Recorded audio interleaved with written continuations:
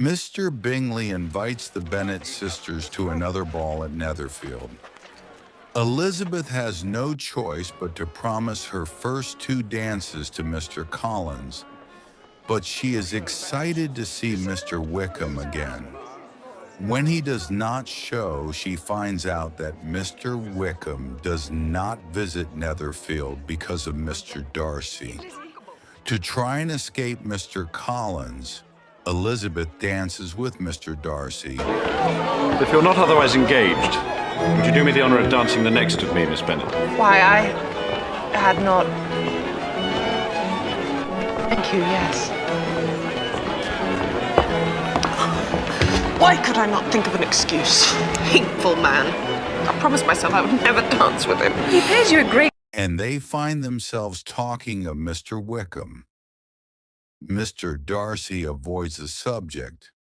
The very next day, Mr. Collins proposes to Elizabeth, who turns him down, and he in turn proposes to Charlotte. Mr. Bingley returns to London, where he will stay all winter.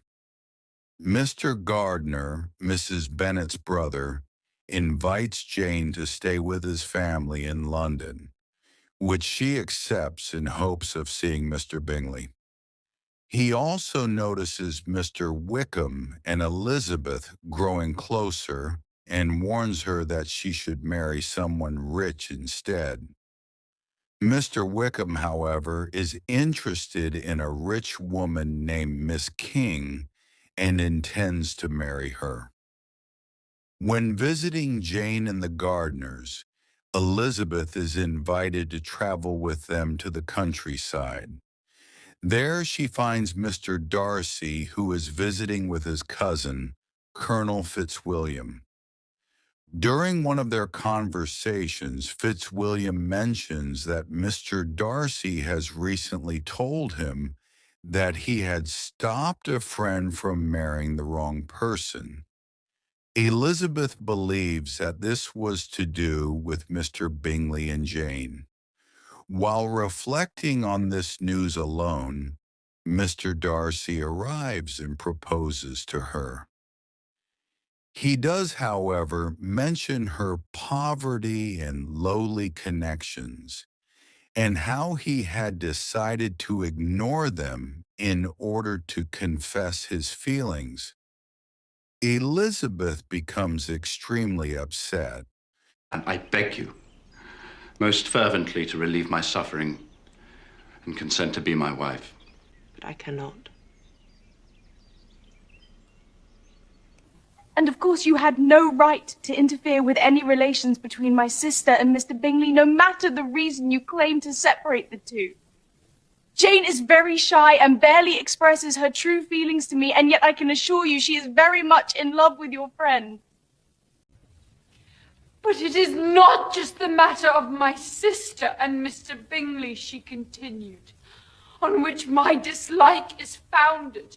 Long before it had taken place, my opinion of you was decided. Your character was revealed in the recital which I received many months ago from Mr. Wickham. On this subject, what can you have to say? In what imaginary act of friendship can you here defend yourself? You take an eager interest in that gentleman's concerns. Who that knows what his misfortunes can be can help feeling an interest in him? His misfortunes, yes, his misfortunes have been great indeed. And because of you, you have reduced him to his present state of poverty. You have refused to give what you must know to have been intended for him. You have taken away the best years of his life, of that independence which he deserved. You have done all this. And yet you can treat the mention of his misfortune as if it didn't deserve respect. And this is your opinion of me. I thank you for explaining it so fully. My faults, according to this calculation, are heavy indeed. But perhaps these offences might have been overlooked had not your pride been hurt by my honest confession of the feelings that had long prevented my forming any serious arrangement. These bitter accusations might have been suppressed had I, with greater effort, hidden my feelings and flattered you into the belief of my being motivated by true inclination, by reason, by reflection, by everything. But I hate lies of every sort, nor am I ashamed of the feelings I expressed. They were natural and fair. Could you expect me to be happy about the inferiority of your connection? To congratulate myself on the hope of relations whose condition in life is so surely beneath my own. Elizabeth felt herself growing more angry every moment. Yet she tried her best to speak calmly when she said, You are mistaken, Mr. Darcy, if you suppose that your tone affected me in any other way than as it saved me the concern which I might have felt in refusing you had you behaved in a more gentlemanlike manner. You could not have made the offer of your hand in any possible way that would have made me accept it. From the very beginning, from the first moment, I may almost say, of my acquaintance with you, your manners, impressing me with the fullest belief of your arrogance and your selfish lack of respect for the feelings of others, were such as to form the foundation of dislike which events afterwards have built so strong. And I had not known you a month before I felt that you were the last man in the world whom I could ever be persuaded to marry. You have said quite enough, madam.